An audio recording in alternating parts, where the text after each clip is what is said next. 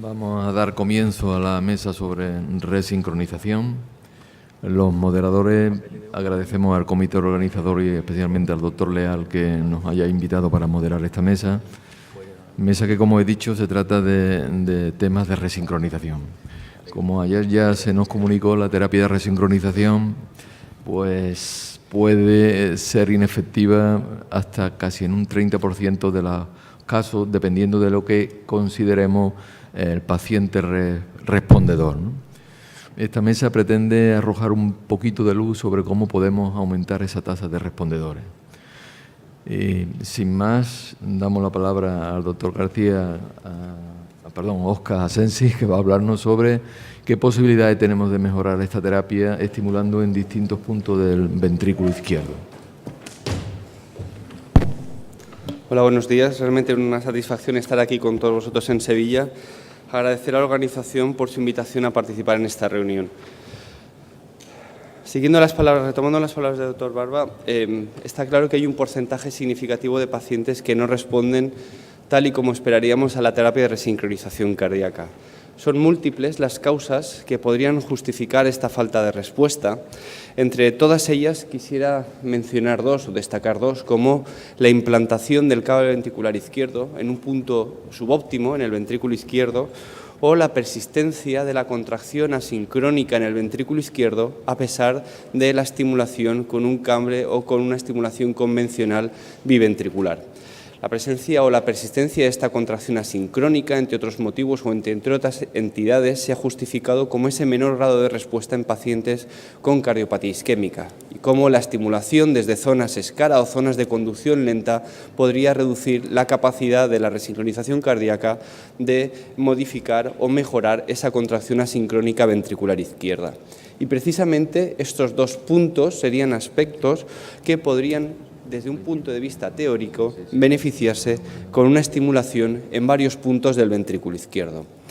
Porque esta estimulación multisitio podría reducir o reduciría el tiempo de activación del ventrículo izquierdo, intentando simular lo que se produce en un corazón normal. En un ventrículo izquierdo de un paciente normal, la activación ventricular se está produciendo simultáneamente en varios puntos del ventrículo izquierdo. Pero al mismo tiempo, un menor tiempo de activación ventricular izquierdo permitiría reducir en mayor medida esa contracción asincrónica ventricular y, por lo tanto, podríamos mejorar la respuesta hemodinámica a nuestra estimulación y, de esta forma, reducir la tasa de no respondedores, al menos desde un punto de vista teórico. ¿Qué estrategias disponemos en la actualidad para poder estimular desde varios puntos en el ventrículo izquierdo? Pues una primera estrategia es sencilla. Implantamos más de un cable en las venas del seno coronario y de esa forma podemos seleccionar varios puntos para estimular el ventrículo izquierdo. La segunda estrategia viene de la mano de la disponibilidad de cables cuadripolares que nos permitirían seleccionar dos puntos diferentes para estimular en la misma vena donde está implantado el cable cuadripolar, pero en segmentos diferentes de la misma vena. Este es probablemente el estudio más importante que evaluó la utilidad de la terapia de estimulación multisitio en ventrículo izquierdo empleando dos cables para estimular el ventrículo izquierdo. Este es un estudio liderado por el grupo francés del doctor Leclerc, que incluyó, o al menos intentó incluir, 40 pacientes con fibrilación auricular. Pacientes con fibrilación auricular porque no necesitaban cable en aurícula y lo que hacía era utilizar uno de los dos cables implantados en ventrículo izquierdo conectado a la salida auricular. Pues bien, la estrategia del estudio, tras el implante, dejaban 3 meses para la maduración de los electrodos y a partir de ahí los pacientes iban a sufrir una aleatorización cruzada. En primer lugar, un grupo era aleatorizado a una estimulación convencional en 2 puntos ventriculares y otro grupo era aleatorizado a una estimulación en 3 puntos, es decir, estimulación multisitio en ventrículo izquierdo, 2 puntos de estimulación y un punto de estimulación en ventrículo derecho. Al cabo de 3 meses, los pacientes cambiaban a la forma de estimulación contraria y finalmente la evaluación final se realizaba a los 9 meses de seguimiento. Aquí en esta diapositiva tenemos uno de los ejemplos que se muestran en este trabajo. Podemos ver un cable implantado en el tracto de salida del ventrículo derecho, un cable implantado en una vena anterior y otro cable implantado en una vena probablemente posterolateral del seno coronario. Los autores en el diseño de este estudio recomendaban el implante de estas múltiples, de los dos cables de ventrículo izquierdo, intentando elegir venas lo más separadas posibles, a ser posible en una vena lateral o posterolateral y una vena anterior. Destacar que de los 40 pacientes que inicialmente tenían previsto incluir, pues no se pudo implantar los dos cables del ventrículo izquierdo en 6 pacientes, es decir, el éxito del implante fue del 85% de los casos.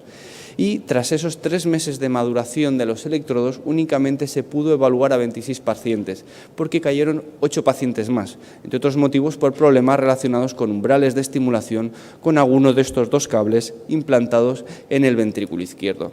Y de hecho, estos datos de alguna forma reflejan las principales limitaciones de esta estrategia de estimulación.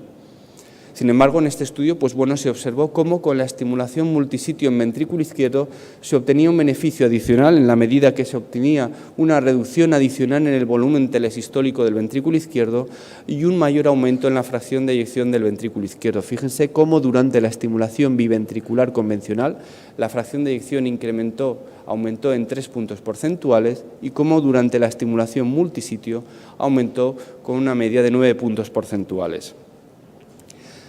Pues bien, las limitaciones de esta estrategia de estimulación multisitio en ventrículo izquierdo vendrían condicionados por la necesidad de implantar dos cables en el ventrículo izquierdo y tenemos la limitación condicionado por la anatomía venosa que nos va a limitar en muchos casos la posibilidad de implantar dos cables. Además, en ritmo sinusal deberemos usar la salida auricular para estimular la aurícula, la salida ventricular para estimular el ventrículo, por lo tanto los dos cables de ventrículo izquierdo tendrán que estar conectados con una conexión ENI a la salida ventricular izquierda, con el consiguiente consumo de batería. La alternativa que tenemos en estos momentos sería la estimulación multipunto empleando gracias a la disponibilidad de los cables cuadripolares. Señalar que en estos momentos el único dispositivo capaz de estimular desde varios puntos del ventrículo izquierdo es el dispositivo de la empresa Senjud, que utiliza el cable cuadripolar Quartet. Destacar que el Quartet presenta 4 polos con una separación máxima entre el polo distal y el polo proximal de 47 milímetros. Es decir, podemos estimular desde 2 puntos del ventrículo izquierdo separados prácticamente por 5 centímetros. ¿Y qué resultados tiene la estimulación multisitio empleando uno de estos electrodos? Pues ya tenemos algunos datos, todos ellos publicados entre el año pasado y este año. Este probablemente sea el primer trabajo de un grupo canadiense en el cual se analizaron 19 pacientes con una indicación estándar de terapia de resincronización cardíaca. Es un estudio agudo, analiza el impacto de la estimulación multisitio sobre este parámetro hemodinámico, sobre la DPDT máxima, y emplea un catéter cuadripolar y analiza varias combinaciones de programación entre el polo distal y el polo proximal, polo distal, polo medio, polos medios, polos proximales, es decir, valora con cuál va a obtener la máxima respuesta hemodinámica. Esta gráfica refleja los principales resultados. En primer lugar, sobre la mediana de incremento de la DPDT máxima, se observa cómo ese incremento en la DPDT máximo de mediana fue del 8% en el grupo convencional y del 10% en el grupo de estimulación multisitio. Probablemente el dato más significativo sea el incremento medio en la DPDT máxima. Podemos ver cómo este incremento medio fue del 13% en una estimulación convencional y del 17% con la mejor configuración de estimulación multisitio en el estudio.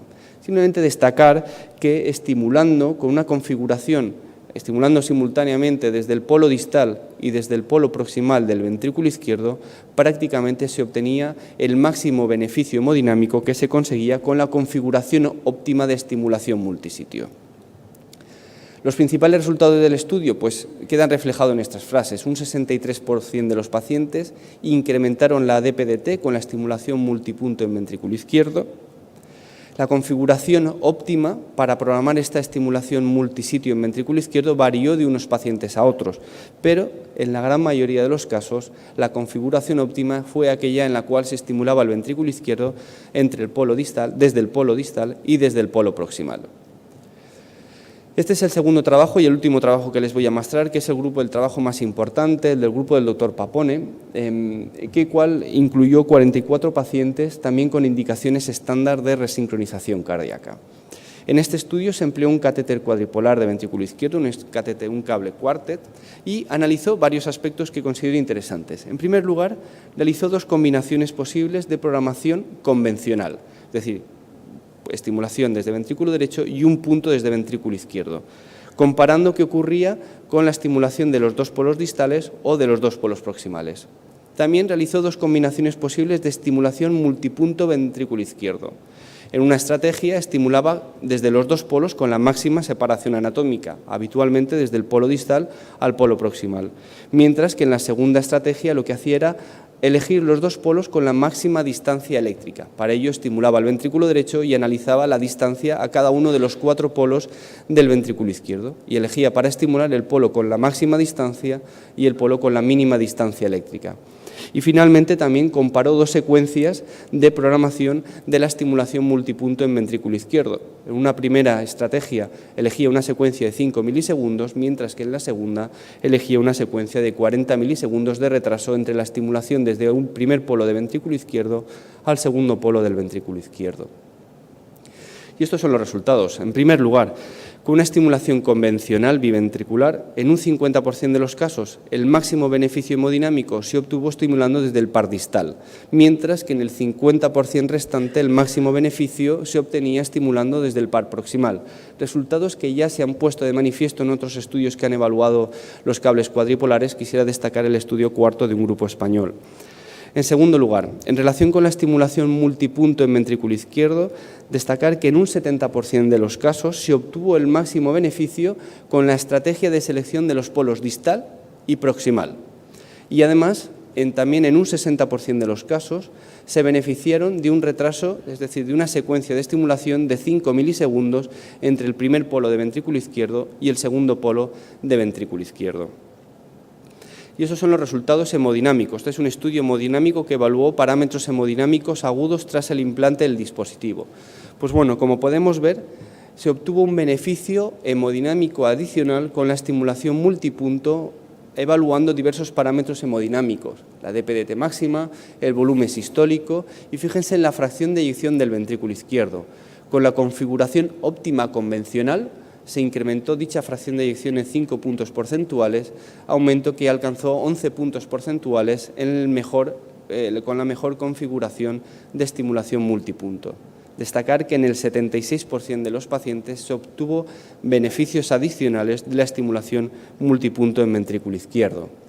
No solo aspectos hemodinámicos que valoran la función sistólica, también la función diastólica. Fijaos, estos parámetros como la DPDT invertida, el coeficiente de relajación de tau o las presiones de llenado del ventrículo izquierdo se redujeron de forma adicional con la estimulación multipunto en ventrículo izquierdo. Fíjense cómo en el grupo de estimulación multipunto la presión telediastólica del ventrículo izquierdo cayó de media en un 18%. Finalmente, los autores intentaron comparar cuál era el beneficio hemodinámico adicional con la estimulación multisitio frente a la convencional, comparando su impacto en pacientes con cardiopatía isquémica con pacientes sin cardiopatía isquémica. Es decir, se sabe que los pacientes isquémicos responden menos a la terapia de resincronización cardíaca y quizás sean un grupo donde la estimulación multisitio pudiera tener un beneficio especial o adicional.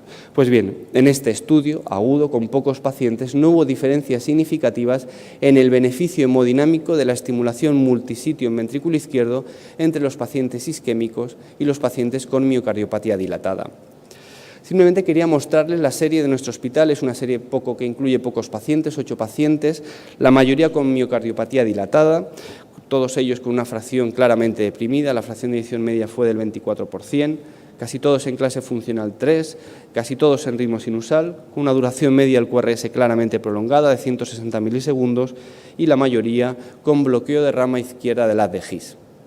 Es un estudio ecocardiográfico en el cual tras el implante valoramos diversos parámetros. Les voy a mostrar solamente dos. En primer lugar, el gasto cardíaco. Podemos ver cómo desde una valoración basal se produce un incremento progresivo en el gasto cardíaco desde una situación basal a una estimulación convencional biventricular o una estimulación multipunto en ventrículo izquierdo. Aquí en esta gráfica tendríamos el incremento relativo del gasto cardíaco en los 8 pacientes evaluados. Podemos ver cómo el gasto cardíaco incrementó en 9 puntos porcentuales en el grupo de estimulación convencional y en 14 puntos porcentuales en el grupo de estimulación multisitio. Si valoramos la fracción de eyección del ventrículo izquierdo, podemos ver cómo en los 8 pacientes evaluados la fracción de eyección aumentó en 7 puntos porcentuales en una estimulación convencional y este aumento alcanzó 13 puntos porcentuales en el grupo de estimulación multisitio.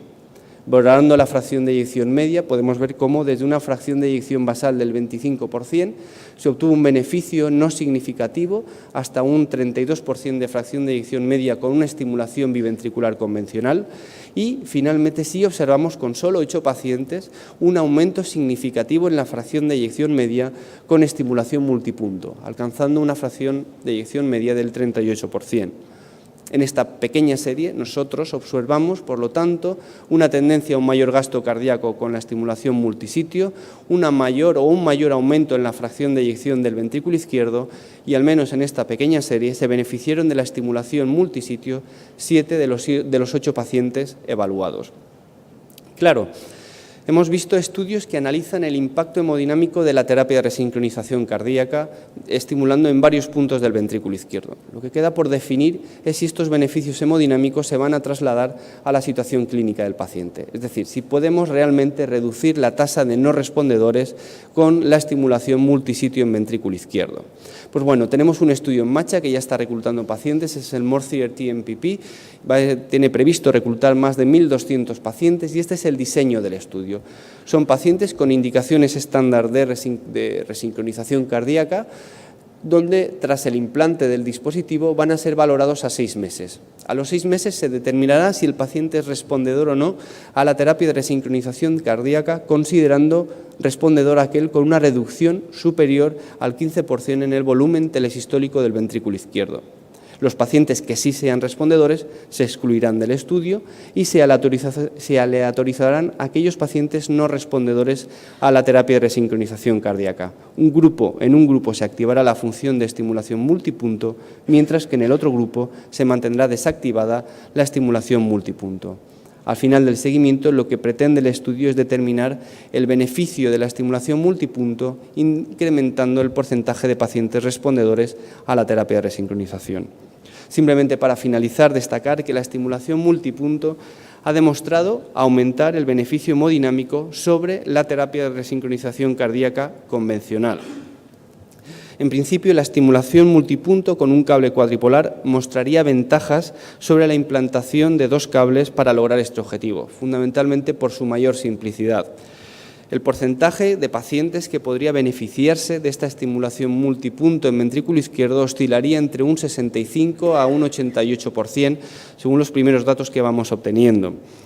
Lo que queda por demostrar, y que es algo fundamental, es si este beneficio hemodinámico se traslada en un beneficio clínico para las pacientes, en forma de un aumento en la tasa de respondedores a la terapia de resincronización cardíaca. Dicho de otro modo, si podemos reducir ese porcentaje fatídico de pacientes no respondedores a la terapia de resincronización cardíaca. Pero no solo eso, si podemos mejorar los pacientes que ya están respondiendo a la terapia de resincronización cardíaca y si este beneficio es especialmente llamativo en pacientes isquémicos o en pacientes dilatados.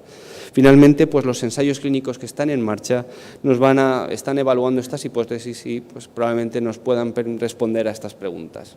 Muchas gracias. Lo dejamos para el final de la mesa. Muchas gracias, doctor Oca. A continuación, el doctor García Guerrero nos va a hablar sobre otra forma de estimular el ventrículo izquierdo diferente a la habitual desde el seno coronario, que es el abordaje de estimulación en el endocardio.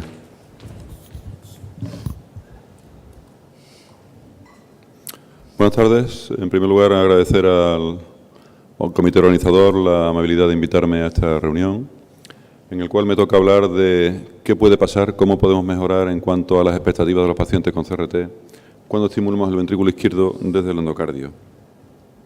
Tengo que decir que hay muy poquito publicado, tan poquito que solamente es esto que yo sepa que trata específicamente de este tema, y es un caso presentado por el grupo de Van Gelder, en el cual podemos ver como un paciente de 55 años, con micropatía dilatada, una fracción de eyección realmente muy baja, pues ponen un cable ventricular izquierdo. Ellos mismos dicen que el cable realmente no se puso donde ellos quisieron por problemas de umbral, por problemas de frénico y tal. Al final creo que se ve ahí bastante bien dónde lograron ponerlo, en una zona bastante inferior en el ventrículo izquierdo, y el paciente, pues no inesperadamente, no responde correctamente. El paciente ingresa, tiene que poner inotrópicos y al final se les ocurre que pueden probar otro sitio.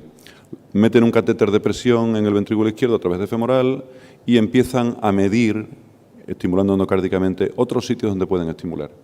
Al final se dan cuenta de que cuando estimulan en esta zona, estimulan en la misma zona del cable del seno coronario y ven que es igual en endocardio que en epicardio, pero cuando estimulan esta zona, y sobre todo a partir de un AV de 140, los resultados de PDT mejoran de una manera significativa y por tanto ahí lo dejan. Y al cabo de los 12 meses, el paciente tiene una fracción de edición del 45% y ha mejorado de una manera muy espectacular. Bien, realmente como no tenemos mucho más, yo al menos no he podido encontrar ni un solo artículo que trate de todo esto. Creo que lo que voy a hacer es disquisicionar un poquito, yo no sé si esa palabra existe, o hacer disquisiciones sobre qué razones nos pueden llevar a pensar que la estimulación endocárdica puede ser efectiva en este punto. Las tres primeras que ven ahí son simplemente de rendimiento del electrodo, que creo que también es importante. Mayor estabilidad del electrodo creo que es evidente. Los electrodos que utilizamos en seno coronario son de fijación pasiva. Nosotros utilizamos fijación activa siempre en endocárdico, luego no tiene mucha duda en ese sentido. Mejor manejo de la estimulación frénica. Está descrito que estimulando desde el endocardio se puede llegar a hacer estimulación frénica. Nosotros, sinceramente, no lo hemos visto en un solo caso ni en ninguna de las posiciones. Y no debe ser nada difícil, cambiando el punto ligeramente, evitar esa estimulación frénica. Con respecto a los umbrales, intuitivamente sabemos que deben ser mejores y no hay muchos datos en la bibliografía.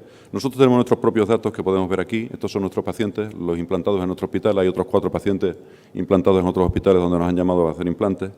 Y vemos cómo, en efecto, los umbrales son bastante bajos y, sobre todo, una cosa importante, bastante homogéneos.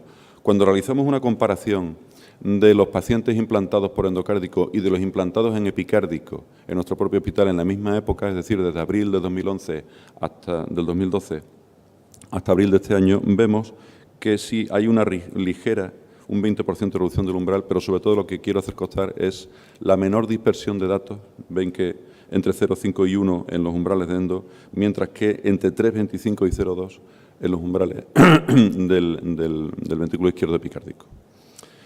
¿Hay otra posibilidad de que haya una ventaja específica de la estimulación endocárdica sobre la epicárdica? Yo diría que puede haberlo por 2 vías. Primero, la ventaja eléctrica.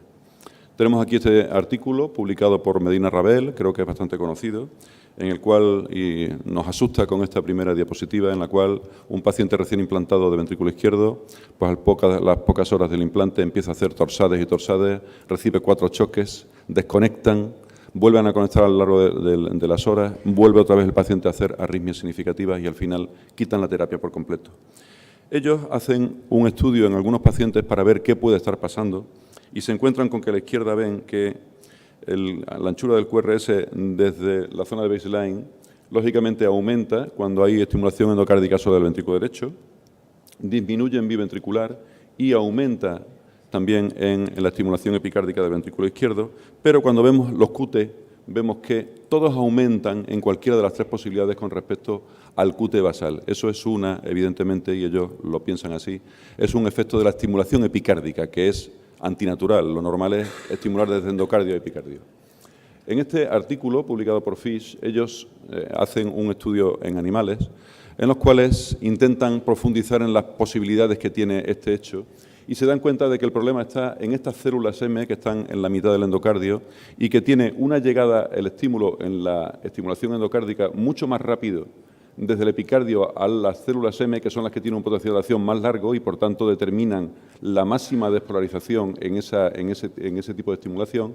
Y, sin embargo, aquí vemos cómo en la estimulación epicárdica el epicardio, lógicamente, se contrae mucho antes que las células M a las cuales el estímulo tarda mucho mayor tiempo en llegar. Eso hace que la dispersión de la reposición sea mucho más grande en el segundo caso que en el primero, igual que el pico y el final de la onda T, produciendo una alteración significativa y negativa para el paciente de la repolarización. Esto es lo mismo, pero ya en la media de los pacientes que estudian. Aquí vemos cómo siempre, tanto en el QT como el JT, como en la anchura del QRS, como en la llegada desde las células M hasta las epicárdicas, todas ellas favorecen a la estimulación endocárdica. En este artículo ya publicado bastante más recientemente, en el año 2011, los autores comparan 3 grupos de pacientes. Uno de ellos es un grupo de transeptal, es decir, de pacientes con estimulación endocárdica, un grupo de pacientes estándar con epicárdica pero por vía venosa y un grupo de estimulación epicárdica pero en pacientes hechos con cirugía. Y vemos cómo se vuelve a reproducir el mismo efecto, es decir, la dispersión del QT y la magnitud del pico final de la onda T favorecen enormemente a los pacientes estimulados por vía endocárdica.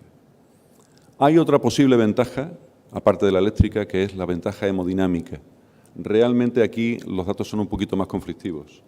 Vemos este primer artículo publicado por el grupo de Yaiz, que fue el que publicó en el año 98 el primer caso de estimulación endocárdica, en el cual ya ellos afirman simplemente en el abstract que realmente el trabajo cardíaco es mejor simplemente por el hecho de estimular en el endocardio, comparando pacientes endocárdicos, tenían unos 18 por aquella época, contra unos 23 pacientes que tenían por vía normal.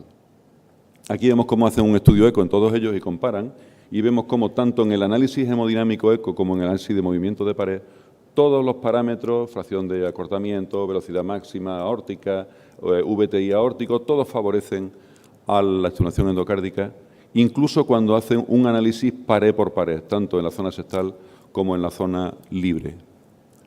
Este estudio ya es un estudio muy clásico, publicado por Van Deusen, que está hecho en perros, un trabajo experimental, y en el cual podemos ver cómo hacen 2 arrays muy llenos de electrodos en el ventrículo de los perros y cómo tienen también ciertas zonas de estimulación endocárdica que están representadas por estas flechas.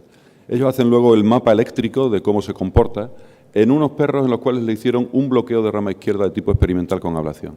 Vemos aquí la típica isocrona del bloqueo de rama izquierda y vemos cómo cuando la estimulación es endocárdica, tanto en biventricular como solamente en estimulación de ventrículo izquierdo, claramente las isocronas son mucho más homogéneas en lo que se refiere a la estimulación endocárdica que en la epicárdica.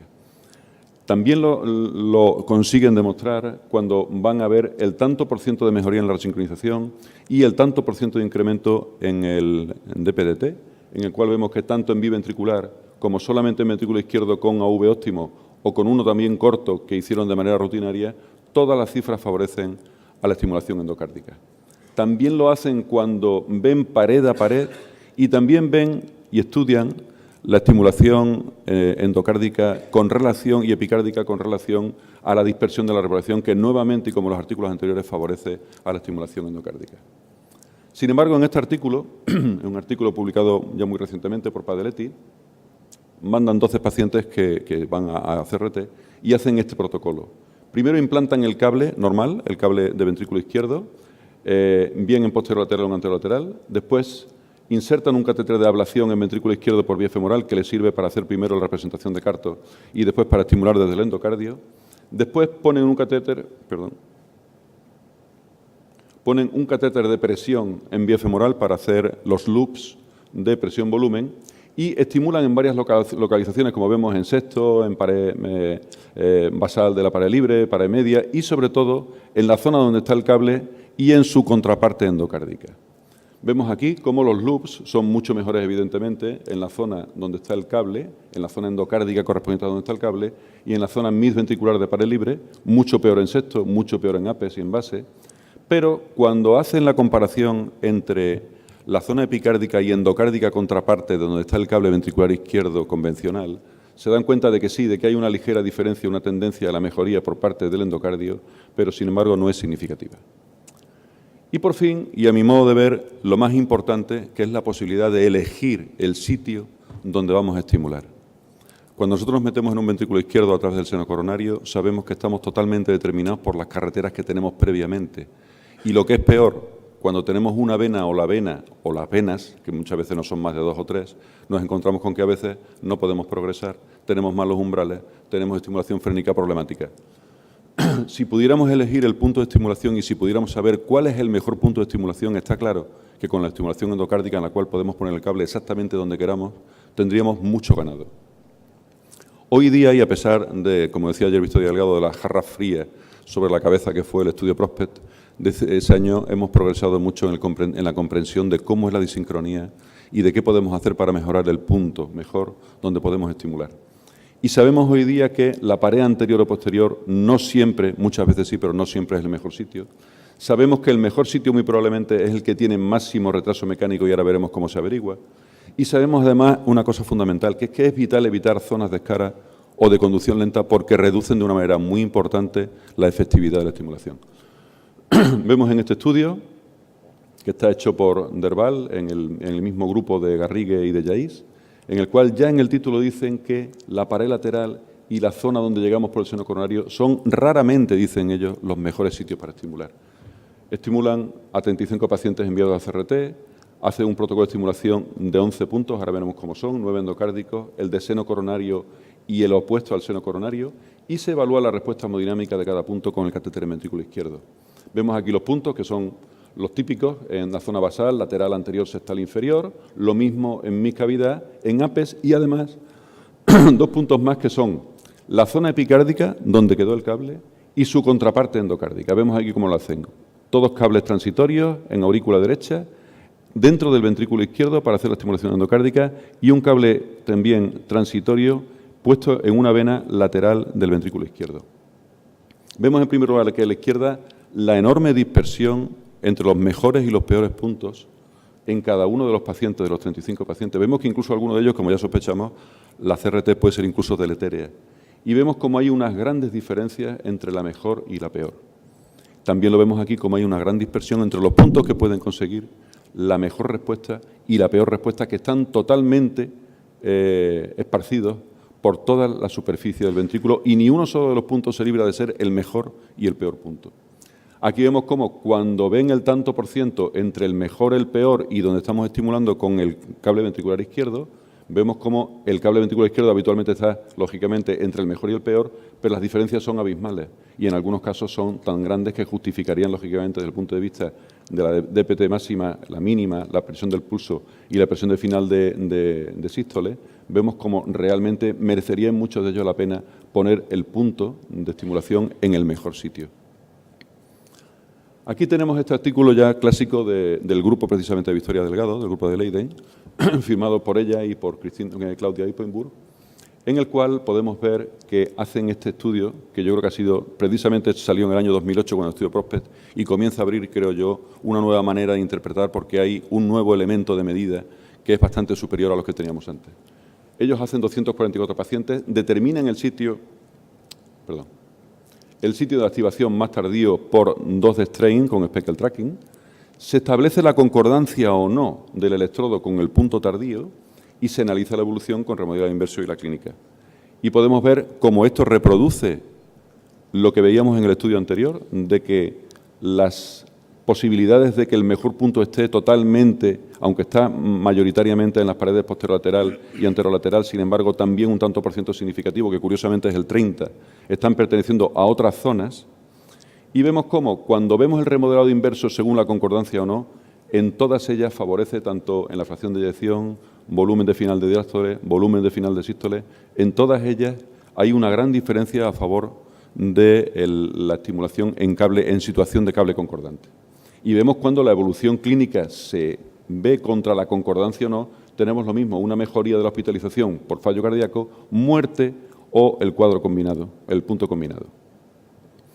¿Es la única manera el eco de poder ver cuál es el punto de máximo retraso que parece que da mejor rendimiento? Pues realmente no, vemos que hay otros muchos. El 2D, que ya lo hemos dicho, y el 3D strain. Vemos el análisis de fase, vemos aquí la diferencia que hay entre un paciente que prácticamente no está resincronizado, este que tiene una gran dispersión de llegada del estímulo a toda la superficie del ventrículo, y vemos como en este que no tenía disincronía la CRT no hace nada y en este sí. Vemos que además nos permite identificar una zona de escara como esta, que es una escara inferior.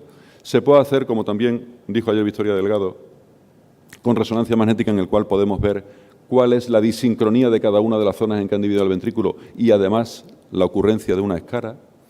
Vemos también cómo con mapeo electroanatómico, aunque muchos autores dicen que no se puede equiparar exactamente el mapeo electroanatómico con lo que es el mayor retraso mecánico del paciente. Y vemos en este, que está prácticamente publicado la semana pasada, vemos cómo lo hacen con métodos combinados. Vemos cómo, tanto con eco, con TAC multidetector y con MRI, vemos cómo hacen una selección de puntos en el ventrículo izquierdo que comparan con las venas que podemos tener. Y esto es muy interesante. Aquí tenemos los tantos por ciento de las venas que existen en cada uno de los sitios. Aquí tenemos el máximo retraso que tenemos en cada uno de los puntos y aquí tenemos los puntos en los cuales uno y otro coinciden. Y como podemos ver en algunos sitios incluso la coincidencia es de un 0%. Es decir, cuando nosotros vamos a poner el cable en el sitio de máximo retraso, muy probablemente en muchos puntos nos vamos a encontrar con unas posibilidades muy bajas de poderlo hacer porque estamos determinados por las venas que van a ellos.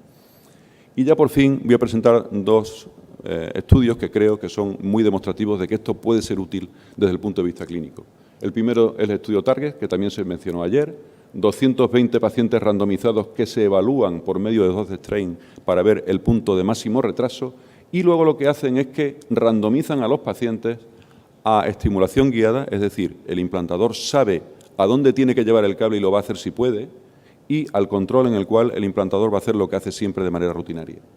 Bien, podemos ver aquí cómo los puntos de más tardía activación pertenecen en su mayoría, como habíamos visto antes, a la zona posterolateral y anterolateral, pero también hay un tanto por ciento significativo en otras áreas.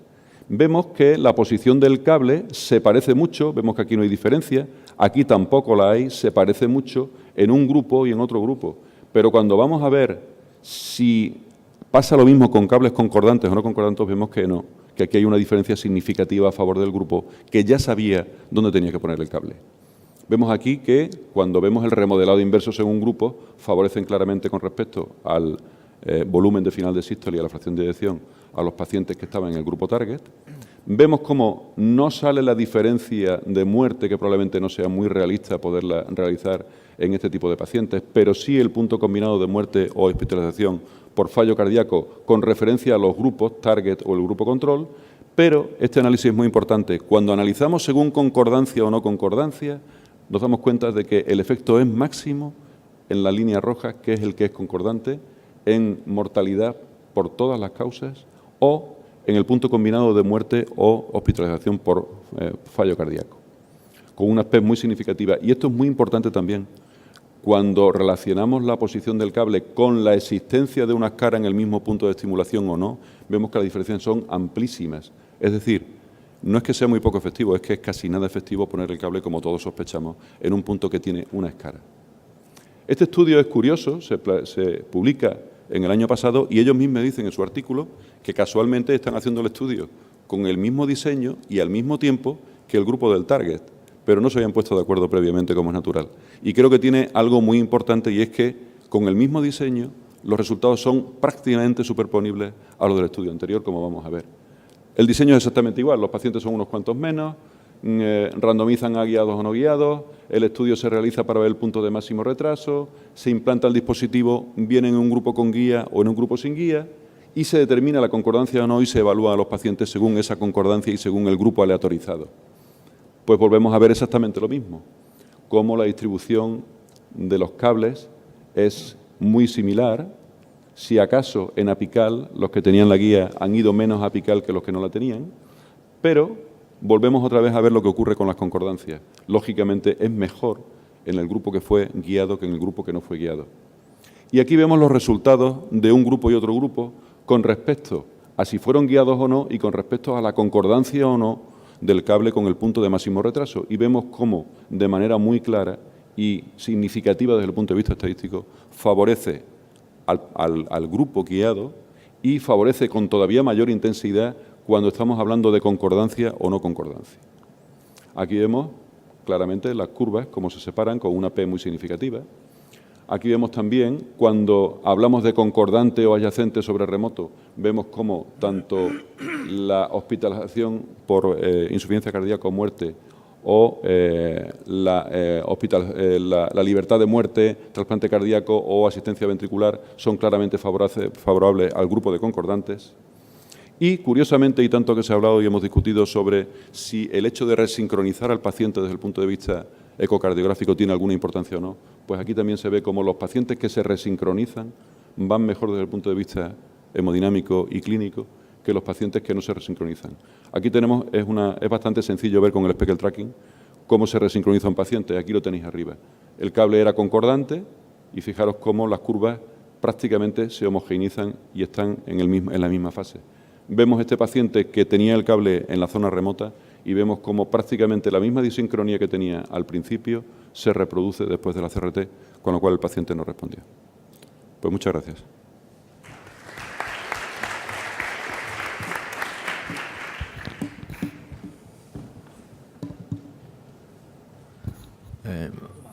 Un tema habitualmente no tratado en las mesas de resincronización es el que vamos a tratar a continuación. ¿Puede la actividad física, puede la rehabilitación cardíaca aumentar o hacer un paciente que previamente no responda en convertirlo en respondedor? El doctor Luis Pastor va a hablarnos de este tema. Hola, buenos días. Efectivamente, cuando se organizó esta mesa, el doctor Leal, dentro de la organización global del Congreso, me pidió que intentara dar respuesta a esta pregunta concreta que tenéis en la pantalla. ¿Es posible, añadiendo ejercicio físico controlado, regulado, a través de un programa de rehabilitación cardíaca, modificar la evolución de la insuficiencia cardíaca y modificar la respuesta de los pacientes que están resincronizados en el sentido de disminuir las tasas de respondedores, mejorar la tasa de respuesta o de mejorar a aquellos que no son respondedores, convirtiéndolos en respondedores? En principio, me pareció que fuera de contexto, en un mundo tan de la electrofisiología, podría parecer aburrido. Sin embargo, en nuestro servicio hay una experiencia muy dilatada en rehabilitación cardíaca y hemos visto que merecía la pena tocar el tema hasta el punto de que se ha convertido en el momento actual en la tesis doctoral de una de nuestras residentes, y creo que puede ser de utilidad el que se medite sobre esto. Yo no voy a ser contundente, no somos dogmáticos, simplemente voy a exponer una serie de acontecimientos que después de ver la magistral conferencia inaugural de ayer de Victoria, pues vi que quedan muchos campos abiertos y algunos de ellos pueden ser rellenados en parte por lo que os voy a comentar. Fijaros,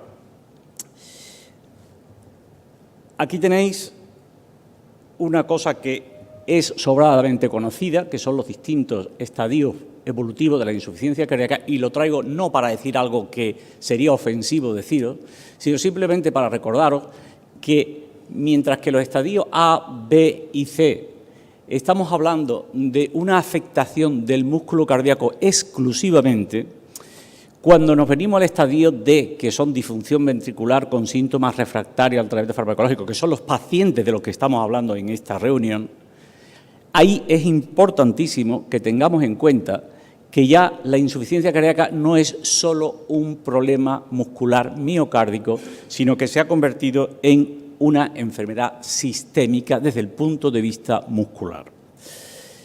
Quiero decir con eso que, aquí se ha escapado que hay una auténtica miopatía periférica demostrada, y ahora veremos cuáles son esas demostraciones y esa evidencia, en el paciente con insuficiencia cardíaca avanzada. Estamos hablando de una miopatía periférica que afecta al músculo respiratorio, que en general al músculo esquelético y, si me apuráis, incluso al músculo liso de los vasos. Ante esa situación, merece la pena que os comente cuáles son esas evidencias, porque decir una cosa sin tener argumentos, pues probablemente no tenga sentido en un foro como este. La primera evidencia clínica que se comprobó es que hay un retraso claro entre la mejoría hemodinámica y la mejoría funcional. Hay muchos pacientes que llegan a insuficiencia cardíaca, se le compensa, la PCP disminuye, la placa se limpia y el paciente sigue con disnea. Y el paciente sigue con disnea porque esa miopatía de la que os estoy hablando es uno de los responsables que genera que algo tan fundamental como es que la función respiratoria se haga de manera adecuada, cuando falla en su capacidad de producción de energía la célula muscular de cualquier tipo, que en este caso nos estamos refiriendo a los músculos respiratorios, que son fundamentales, aunque la PCP se haya normalizado, aunque la placa de tórax sea normal, aunque no haya agua en los pulmones, el paciente sigue ahogándose porque le está fallando la musculatura periférica. Pero esto, al fin y al cabo, podríamos estar todavía dentro de una teorización. Por lo tanto, demos un paso más y tenéis aquí otra evidencia en la que tenéis en el eje de ordenada la tolerancia al ejercicio expresada cuantitativamente en consumo de oxígeno, y en el eje de abscisa tenéis las fracciones de eyección medidas isotópicamente. Y veis la gran dispersión que hay y la ausencia absoluta de correlación que hay entre la tolerancia al ejercicio de un paciente con una fracción de eyección, por ejemplo, que tengáis en un 40%, que tiene una baja tolerancia, o algún paciente con una fracción de eyección del 15% que tiene una alta tolerancia. Es decir, hay una falta de correlación precisamente porque unos tienen una miopatía muy una gran afectación y otros pacientes han tenido una cierta actividad que no han llegado a desarrollar esa miopatía. Pero si queremos seguir ahondando, nos metemos en la ultraestructura. Aquí tenéis a vuestra derecha una mitocondria de un paciente con insuficiencia cardíaca en una situación pre-rehabilitación o pre-reacondicionamiento. Es una mitocondria pequeña, caquética, incapaz de producir la energía que necesita ese músculo para funcionar. Esto es una mitocondria después de haber sido sometido a un proceso de rehabilitación cardíaca que luego comentaremos, si queréis, en el turno de preguntas o de discusión, qué tipo puede ser el que se haga. Pero lo que sí es fundamental es que tengamos en cuenta que el cambio no es solo estructural, morfológico, cuantitativo, sino que está demostrado que el cambio que se produce es un cambio cualitativo en su funcionalidad a través de una sobreactivación del ciclo de Krebs, que es, en definitiva, la forma en la que la célula produce energía para ser capaz de cumplir su función. Estamos hablando de células musculares periféricas fundamentales para que el paciente no tenga la gran sintomatología de la que estamos hablando.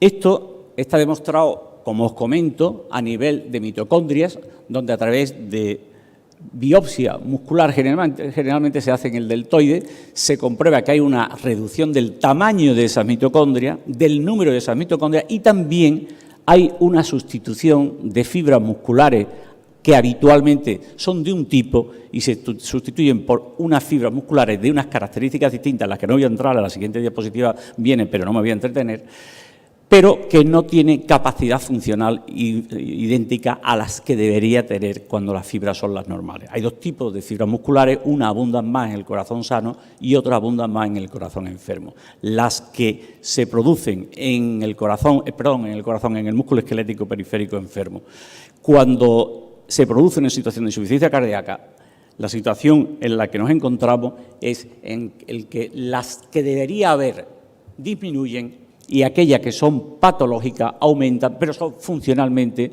muy poco capaces de ejercer su función.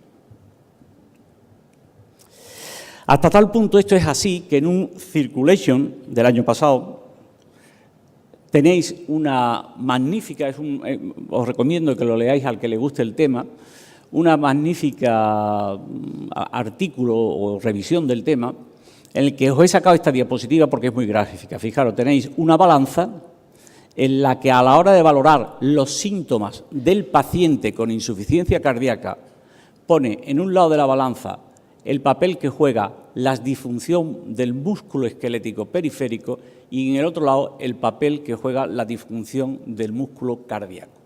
Y le da mucho más peso en la aparición de síntomas a la disfunción del músculo periférico, esa miopatía periférica generalizada que antes os decía que había.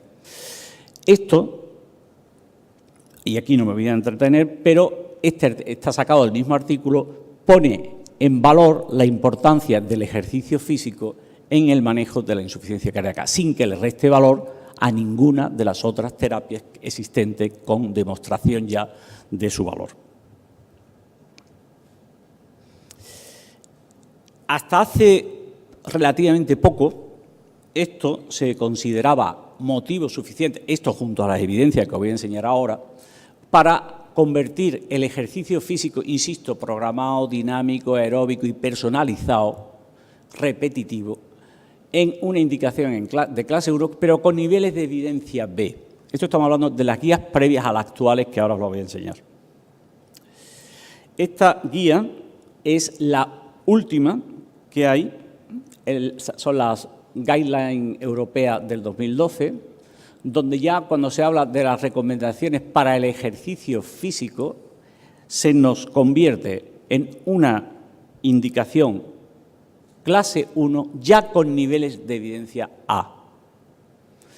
Es un tema que yo creo que merece la pena considerar porque entre las guías americanas, que son del 2013, coinciden que eran previamente los más reticentes, la tenían ya como indicación clase 1, pero con niveles de evidencia B. En las actuales aparecen también como indicación clase 1 en la terapia del paciente con insuficiencia cardíaca, pero además con niveles de evidencia A. ¿Y cuáles son esas evidencias? No voy a entreteneros. Os puedo resumir y casi saltarme muchas diapositivas diciendo que hay una serie de artículos de los que he seleccionado algunos y me voy a saltar algunos de los que están, en los que he cogido este porque tiene un seguimiento de 10 años, en los que ellos hablan de una reducción de eventos cardiovasculares mayores y de mortalidad. Ahora hablaremos de la eficiencia, de la eficacia para reducir la mortalidad, porque esto es cuestionable, pero lo que coinciden todos, tanto por separado como en los metaanálisis que se han realizado, es en que hay un beneficio evidente en lo que se refiere a la capacidad de mejorar el consumo de oxígeno. La línea negra es el paciente con rehabilitación cardíaca comparado con pacientes que no la han realizado. Para mejorar la calidad de vida, vuelve a ser la línea negra, los puntos negros los que representan a los pacientes rehabilitados frente a los no rehabilitados.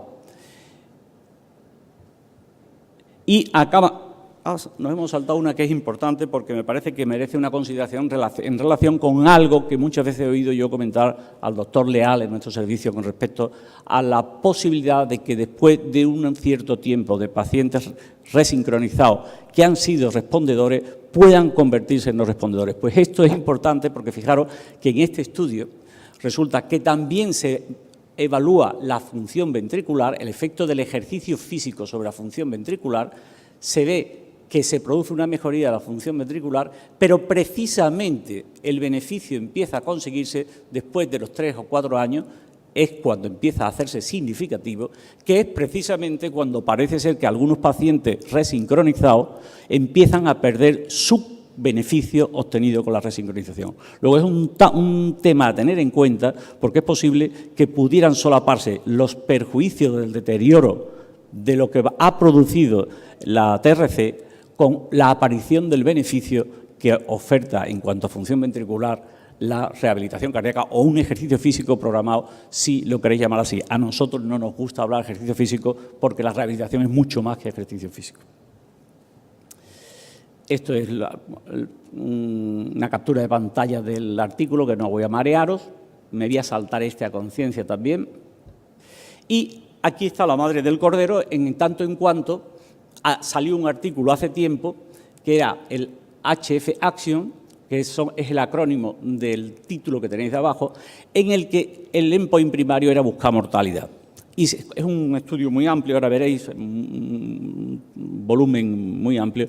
No se consiguió ver influencia clara, beneficiosa sobre la mortalidad.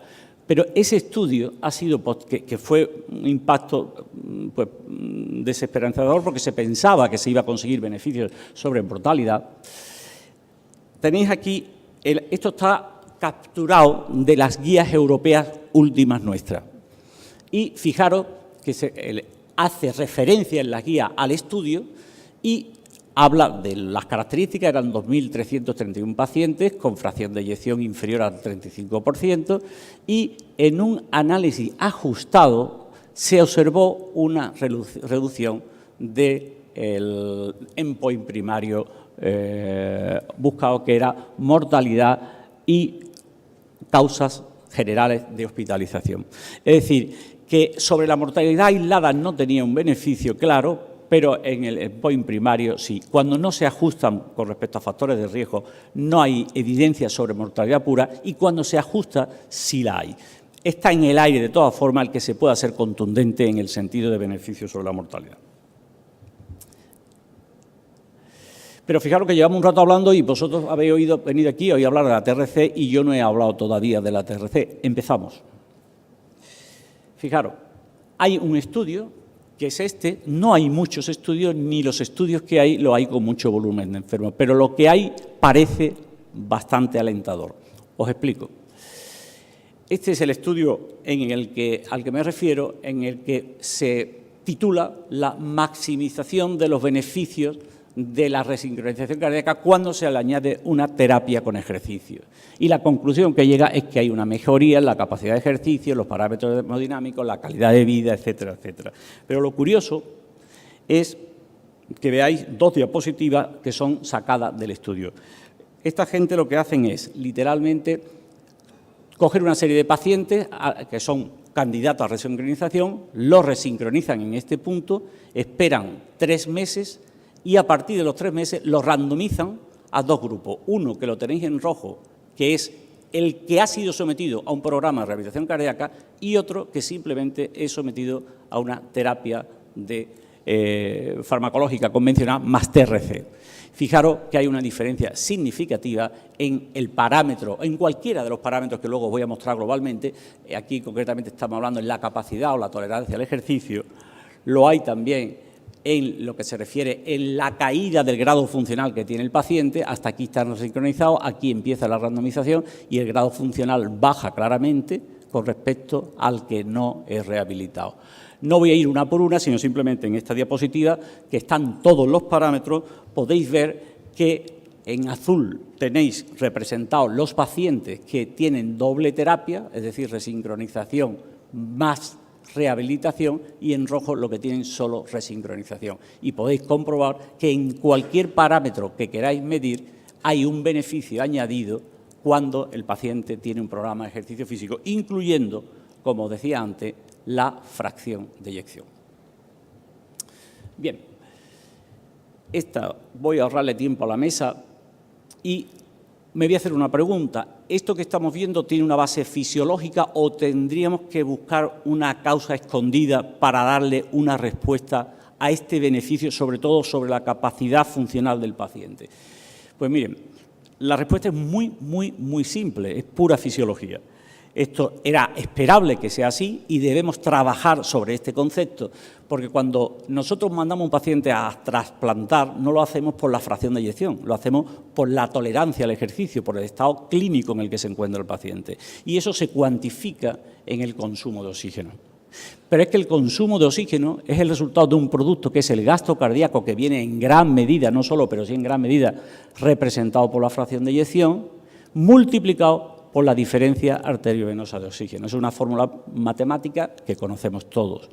Si yo con el ejercicio físico consigo aumentar esta diferencia, es decir, la capacidad del músculo para extraer oxígeno cuando pasa por el músculo, aunque no mejorase la función ventricular, el gasto cardíaco, si mejoro esta parte del producto, acabaría mejorando el consumo de oxígeno, con lo cual estoy mejorando la capacidad funcional del paciente. Eso es lo que consigue el ejercicio físico, no solo porque con el entrenamiento la fisiología permite una mejor obtención del oxígeno al pasar por los capilares, sino porque hay un mayor desarrollo capilar, aumenta el área capilar y hay más capacidad de que se obtenga oxígeno en el músculo esquelético, que es del que estamos hablando. Por lo tanto, si esta es la fórmula de la que hemos hablado, y hemos dicho que la diferencia arteriovenosa la podemos mejorar a través de un programa de ejercicio físico y además el gasto cardíaco en pacientes bien seleccionados lo podemos mejorar con la resincronización cardíaca, parece evidente que sería una pena desperdiciar la utilización de cualquiera de los 2 elementos del producto que mejoran al paciente. Tendríamos que trabajar sobre una base que es posible y es necesaria, que es una reconducción de la forma en que manejamos la insuficiencia cardíaca, gestionándolo de una forma más complementaria. Esto podría acabar aquí, pero hay una serie de preguntas y respuestas que son monosílabas y que me la voy a hacer por si luego queréis que comentemos algo a lo largo de la exposición. Una es, ¿está probado el beneficio de añadir ejercicio a la TRC desde el punto de vista funcional, como habéis comprobado? La respuesta es sí. La segunda es, ¿merece la pena el esfuerzo que hay que hacer para ganar lo que en endpoint blando supone un beneficio de un 20% de capacidad funcional? La respuesta yo creo que es que sí. Estamos hablando de sacar a muchos pacientes de programas de trasplantes cardíacos. ¿Todo paciente puede ser elegido para esta terapia? Lo discutimos luego, pero la respuesta es no. Hay pacientes que tienen contraindicaciones clínicas y hay pacientes que no tiene sentido, cuando estamos hablando de pacientes con 80 y tantos años, de meterlo en un programa de rehabilitación cardíaca, porque una de las cosas que tengo que decir es que uno de los beneficios se obtienen cuando hay una adherencia a mantener esa actividad física después de salir del programa en el que tú lo has tenido metido. ¿Qué tipo de ejercicio es el indicado? Aquí hay que hacer dos matizaciones. Uno, primero garantizar que el paciente está optimizado en el tratamiento farmacológico, que los estudios que hay hablan de que solo un 60% tienen el tratamiento adecuado. Y lo segundo, el ejercicio siempre debe ser dinámico, aeróbico, repetitivo y personalizado para cada paciente. Donde siempre en una unidad de rehabilitación cardíaca. Me consta que hay unidades de rehabilitación cardíaca que están en sitios que no es cardiología, o si, perdón, no voy a ser ni siquiera tan prepotente como decir que tenga que ser cardiología, en un sitio donde exista una gran preparación en la identificación precoz de todos aquellos marcadores que pueden acabar produciendo un evento cardíaco letal. Y cuando eso se hace así, la siguiente pregunta se responde sola. Riesgo, muy poco. Es decir, un paciente con insuficiencia cardíaca, independientemente de la fracción de eyección, si tiene un ejercicio físico programado en un programa de rehabilitación personalizado, el riesgo es bajo. ¿Existen evidencias definitivas para responder a la pregunta que me hacía el doctor Leal al principio y con esto acabo?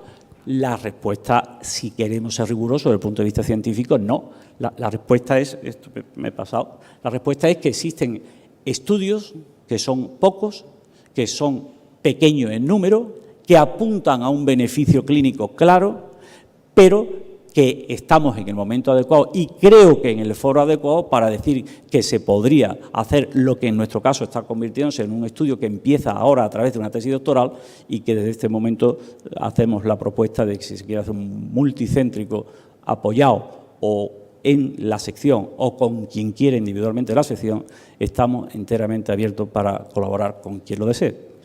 Y eso es todo. Muchísimas gracias.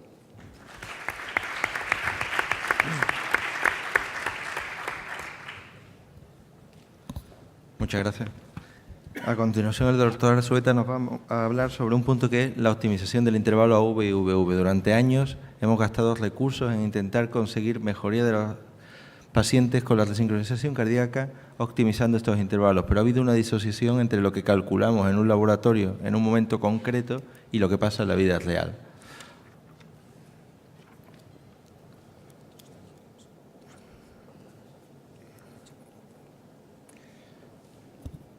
Buenos días. Lo primero, yo quiero agradecer a los organizadores pues, la invitación que me han hecho para participar en esta mesa en un tema que yo creo que es muy interesante porque creo que está empezando a hervir algo sobre este tema, dado los posibles avances que nos vienen en estos momentos.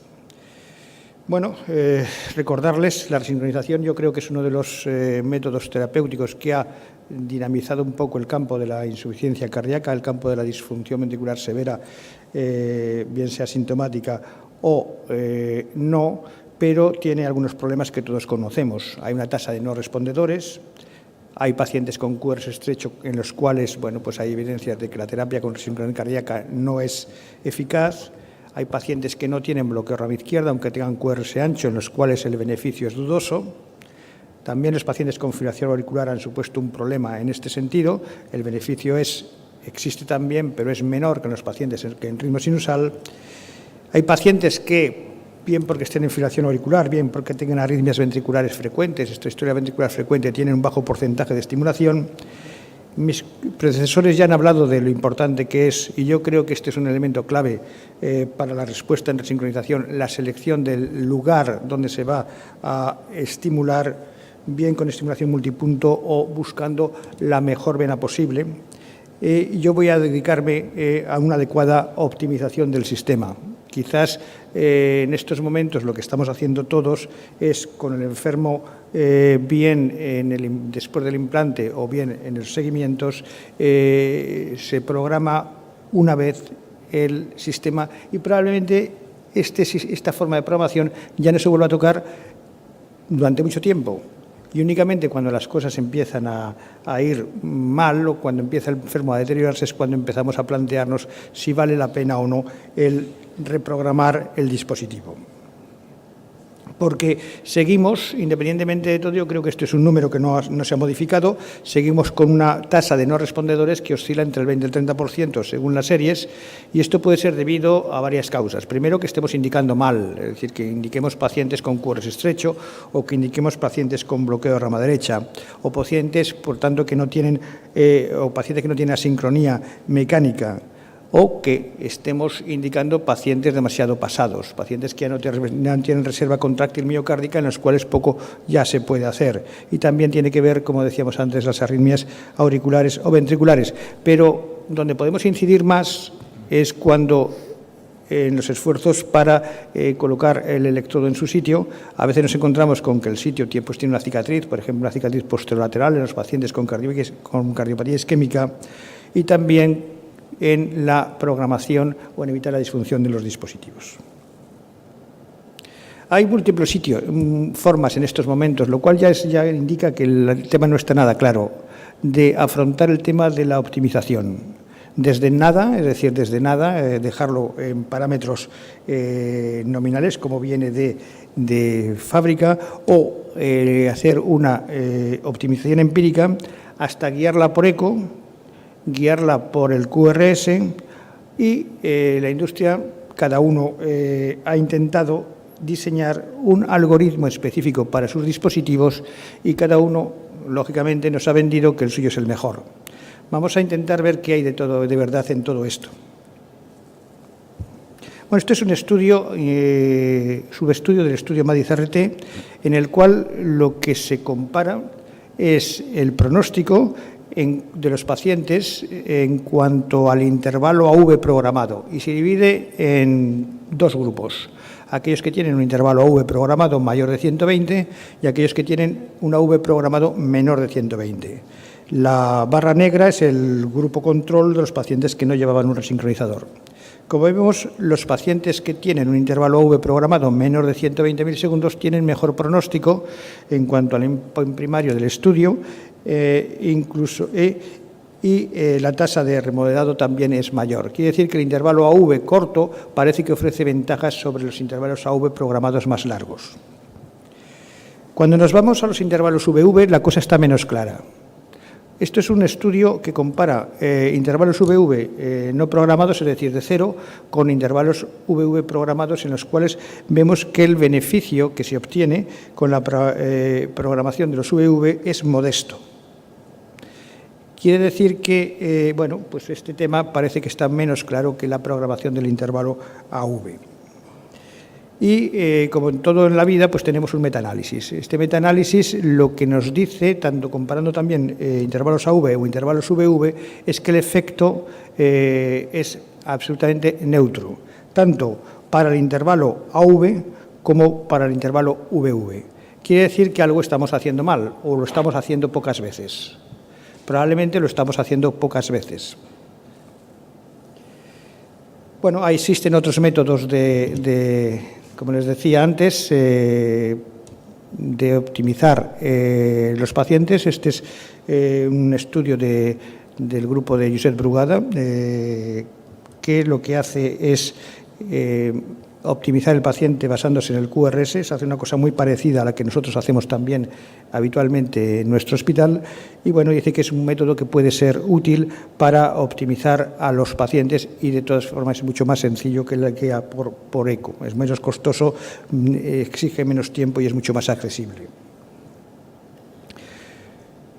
Bueno, el problema de la optimización, como les decía, es que la optimización se produce en un momento determinado, pero el paciente continúa existiendo y, bueno, pues durante el tiempo su corazón se va remodelando, la frecuencia cardíaca varía. Quiere decir que la Probablemente la programación que nosotros hemos hecho en un momento va a irse modificando con el tiempo y lo que vale para un momento, a lo mejor para los 2 meses siguientes o 3 meses siguientes ya no es válido. Y ese es uno de los problemas que tenemos en estos momentos con la optimización. Y el método que en principio se ha llamado, que podría ser el gold estándar, que es la guía por eco, pues tiene varios problemas. En principio es poco accesible. No podemos tener a un paciente continuamente haciéndolo ecos costosos y que llevan mucho tiempo. Para optimizar por eco un paciente realmente es mucho tiempo el que se emplea y el tiempo es un bien en este sentido muy importante. Y tampoco están las cosas muy claras. Existen distintos modos de optimización de estos pacientes, desde la fórmula de Ritter, que se utilizaba para programar los intervalos AV, hasta el método iterativo, hasta la integridad de velocidad-tiempo en el tracto de salida, etcétera. Quiere decir que tampoco la optimización por eco es un tema suficientemente claro donde tengamos muy bien definidas las cosas como deben hacerse. Y pasando a los algoritmos que disponemos en estos momentos en el mercado en la actualidad, voy a citar primero el Smart Delay, que es, como conocen ustedes, de la casa Boston, que estaba disponible a partir de los dispositivos Rival 4 y todos los posteriores.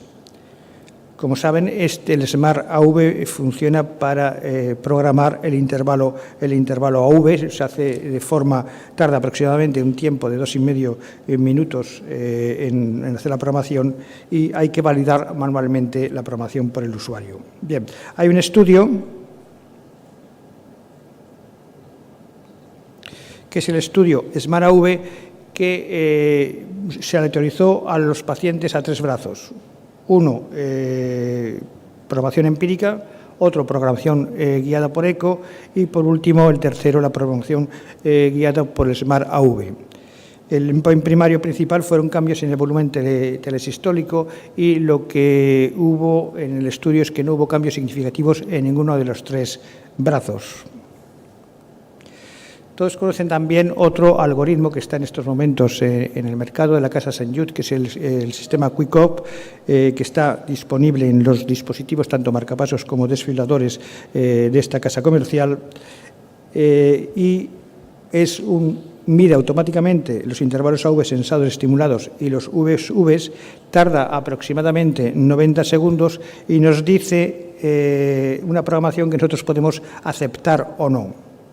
Todos ustedes lo conocen y sobre este algoritmo existe un estudio que es el estudio Freedom, que yo creo que el estudio Freedom randomizó pacientes a optimizarlos mediante el QuickOp o la otra rama era optimizarlos como cada uno quisiera hacer, es decir, desde no optimizarlos a optimizarlos por eco, hasta optimizarlos guiados por el QRS, o sea que como cada uno quisiera hacer.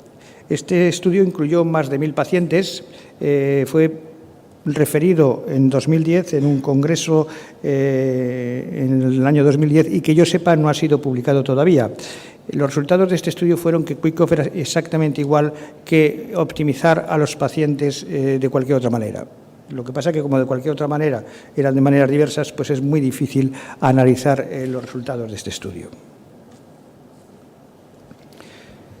Quizás en estos momentos hay 2 sistemas que son diferentes en cuanto a los sistemas que yo les he puesto ahora, que eran sistemas no automáticos y que, por tanto, la programación que se hace en el momento de la consulta de seguimiento no se va a modificar. Los 2 sistemas, uno es de la casa Sorin, al cual me voy a referir ahora, y el otro es recientemente es de la casa Medtronic, que me referiré posteriormente.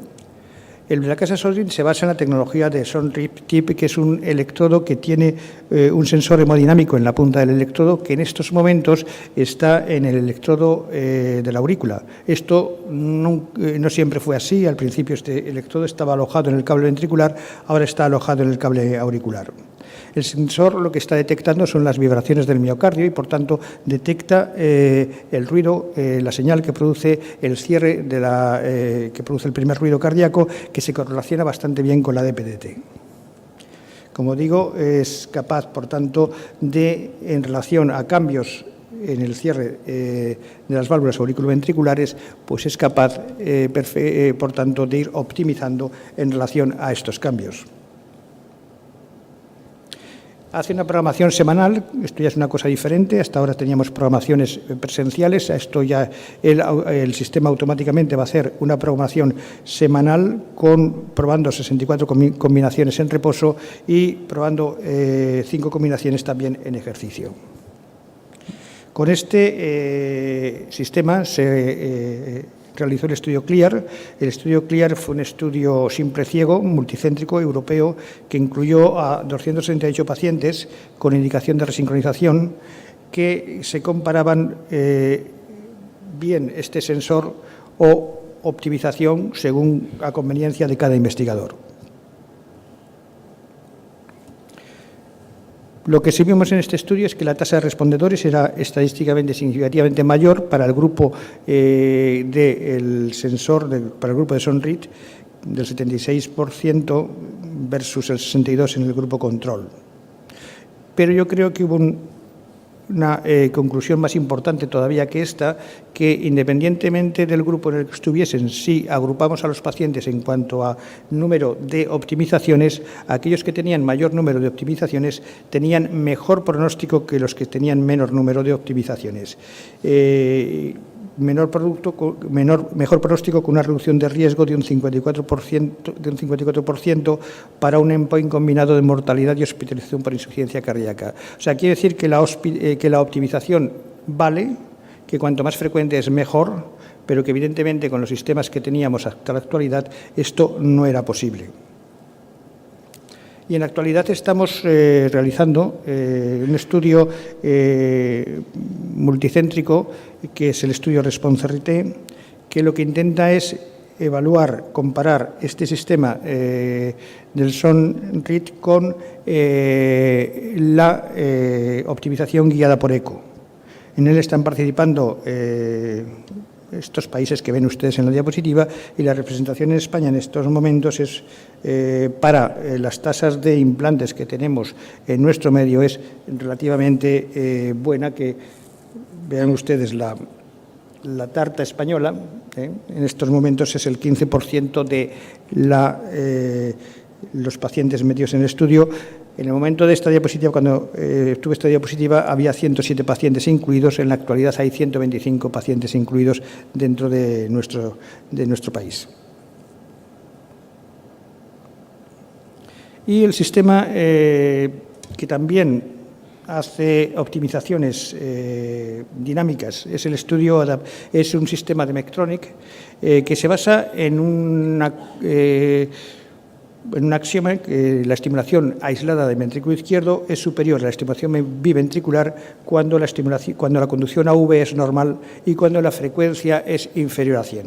Este sistema se basa en esta asunción a priorística basada en algún estudio, de tal forma que funciona de la siguiente forma. Si el ritmo es irregular, es decir, si el paciente está en fibrilación auricular, bueno, pues la programación es biventricular, pero cuando el ritmo es sinusal y la conducción AV es normal, el sistema emplea estimulación en ventrículo izquierdo.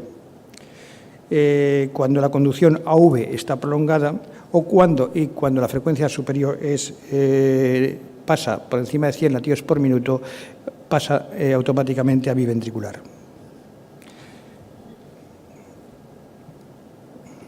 Esto se basa en estudios agudos midiendo la DPDT, en la cual se ve que la DPDT va aumentando con la estimulación en ventrículo izquierdo solo, hasta que llegas a frecuencias superiores a 100 latidos por minuto, en los que a partir de esas frecuencias es superior la estimulación biventricular.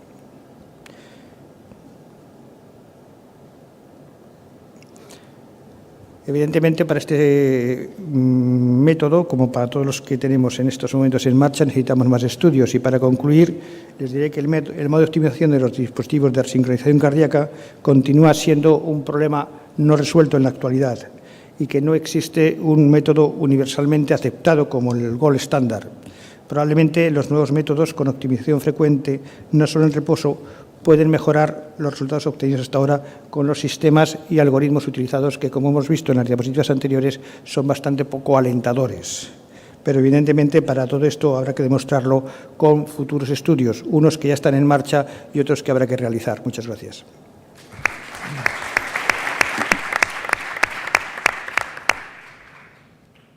Muchas gracias. Pasamos al turno de preguntas. ¿Del público alguna? Bien.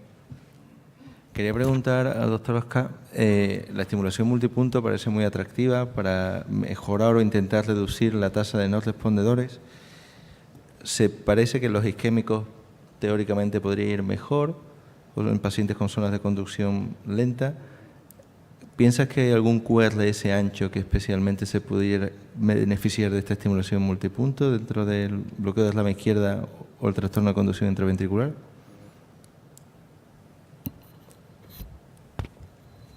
A ver, yo creo que todavía no tenemos datos suficientes como para poder responder a esa pregunta. En relación a los pacientes isquémicos, teóricamente, en la medida que tú vas a ampliar la zona de estimulación, puedes evitar las zonas de conducción lenta o las zonas de escara, y ese porcentaje de pacientes isquémicos que no logras resincronizar, al menos teóricamente podrías a una parte de ellos recuperarlos y hacerles respondedores a la resincronización, en la medida que tú estás aumentando las zonas donde estás iniciando la activación eléctrica en el ventrículo izquierdo, pues esquivando zonas de conducción lenta, zonas de escara, zonas de fibrosis. Por lo tanto, pero esto es algo que se tiene que ver. En cuanto a los patrones electrocardiográficos, yo creo que hoy en día el paciente con QRS ancho y con morfología de bloqueo de rama izquierda es un paciente que en la mayor parte de los casos va a responder a la terapia de resincronización cardíaca, y las dudas siguen estando en los pacientes con QRS ancho y morfología no bloqueo de rama izquierda. Probablemente parte de estos pacientes pues tengan poca activación asincrónica ventricular izquierda, y en estos casos probablemente ni con uno ni con varios puntos puedas mejorarle, pero a lo mejor en algunos de ellos es especialmente interesante la estimulación multipunto. Pero yo creo que todavía hay que esperar a resultados de ensayos clínicos en marcha a gran escala que realmente están valorando el impacto clínico que pueda tener este modo de estimulación. Doctor Leal.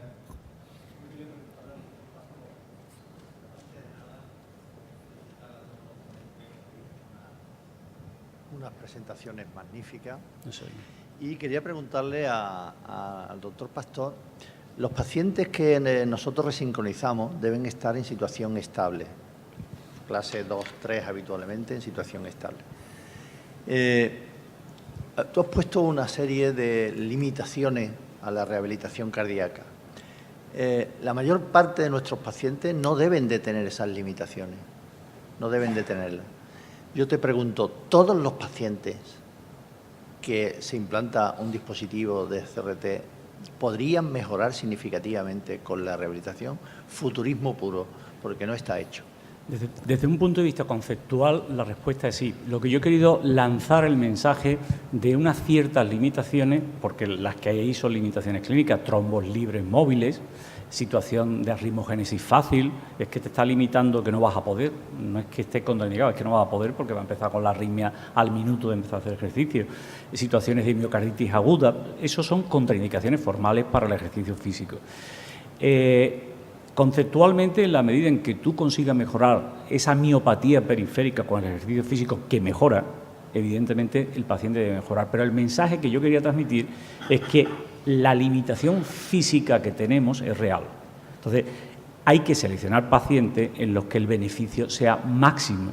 Pacientes que, por ejemplo, como te decía antes, puedan estar pendientes de un trasplante cardíaco que no llega, pendiente de que sea inminente. Hay un estudio que no he querido cansar, pero que es muy bonito, en el que se ve que el beneficio del ejercicio físico se obtiene por igual en porcentaje en cada uno de los 4 grupos de insuficiencia cardíaca. En el A, que no hay insuficiencia, simplemente riesgo; el B, que hay afectación pero sin disfunción; el C, que hay afectación con disfunción y clínica pero que responde al tratamiento; y el D, que es ya el refractario al tratamiento estándar, ¿no? En todos el beneficio se obtiene. El estudio está constatado. Lo que pasa es que tenemos que tener 2 criterios muy claros. Uno, que tenemos espacio físico limitado. 2, que en esa etapa en la que estás haciendo tu rehabilitación, si lo estás haciendo bien, estás haciendo también estratificación. Un programa de rehabilitación cardíaca es la mejor estratificación de riesgo que existe. Estás 3 meses viendo a un enfermo, movilizando grupos musculares distintos. El paciente, tú lo sabes, vamos, estamos hablando de una conversación que él conoce, pero lo comento para que el resto lo sepa. Pacientes que han hecho su ergometría, que han tenido una respuesta aceptable y que no han hecho la más mínima capacidad ritmogénica, y lo metes a movilizar brazos o a hacer determinado tipo de ejercicio, y la respuesta cardiovascular al movimiento de brazos es distinta a la respuesta cardiovascular al movimiento de las piernas, y se producen arritmias por movilizar brazos. Entonces, una estratificación extraordinaria es la que te permite decir, este paciente debería seguir aquí cualquier programa de ejercicio, y estos otros que no han mostrado ningún riesgo porque a través del programa lo he estratificado, pueden seguir haciendo su ejercicio físico que deben en un sitio donde no me preocupa, como pueden ser club coronario en extrarradio del hospital. Y la segunda cosa que me parece importante lanzar el mensaje es que eso se debe hacer en un servicio de cardiología, como nosotros nos hemos impuesto muchas veces con las direcciones, en el sentido de que la rehabilitación cardíaca tiene que estar en cardiología para poder hacer este tipo de cosas. Lo otro es una rehabilitación cardíaca en pacientes de bajo riesgo donde el beneficio es mínimo. Sí, yo tengo una pregunta para el doctor García Guerrero. Aunque la estimulación directa del ventrículo izquierdo se plantea inicialmente como alternativa a la estimulación epicárdica, cuando por las distintas razones que se han expuesto no se puede lograr, nosotros tenemos una experiencia muy positiva en cuanto al empleo de dicha terapia en pacientes no respondedores, con una respuesta clínica y hemodinámica a veces espectacular, ¿no? ¿Vosotros tenéis alguna experiencia en este sentido? No, nosotros hasta ahora todos los casos que hemos puesto han sido casos en los cuales habíamos fallado previamente en el implante, en el primer implante, o bien el paciente había sido resincronizado previamente y luego con el tiempo había perdido la estimulación por motivos varios. Pero todavía no tenemos un caso en el cual directamente y con el único motivo de intentar que el paciente fuera respondedor le hayamos puesto un cable endocárdico. De todas formas, creo que estaríamos dispuestos a hacerlo si encontramos un paciente que tiene esas características. Muy bien. Perdón, tengo una pregunta para el doctor García Guerrero. Cuando hacéis el implante endocárdico, ¿dónde implantáis el cable? ¿Os guiáis con alguna técnica de imagen para seleccionar el sitio? Porque yo creo que has dicho algo y me parece un problema o algo interesante cuando uno se plantea hacer estimulación endocárdica, es elegir el sitio donde vas a ir a implantar el electrodo. Nosotros desde hace año y medio conseguimos tener un equipo de eco que hace 2D strain por speckle tracking, y desde entonces rutinariamente estamos evaluando a los pacientes antes del implante, no para decir si implantamos o no implantamos, sino para saber exactamente cuál es la última zona de retraso mecánico y por tanto intentar colocar el cable ahí. Claro, cuando vamos por vena lo intentamos si hay vena, y si podemos llegar, y si el umbral es bueno, y si no hay frénico, y si tal. Pero cuando estamos en endocárdico, lógicamente, ahí elegimos nosotros, y entonces, en efecto, intentamos ponerlo. En general, la situación que hemos intentado colocar siempre ha sido, obviamente, evitar la punta, y luego, dentro de las posibilidades que tenemos de cara lateral, más medial, menos medial, hemiventricular, basal, pues entonces hemos ido eligiendo según los datos previos que teníamos. Bueno, ahora vamos a dar por terminada esta magnífica mesa tratando sobre una de las piedras angulares de la resincronización cardíaca, disminuir los respondedores, dar las gracias a los ponentes y a los asistentes.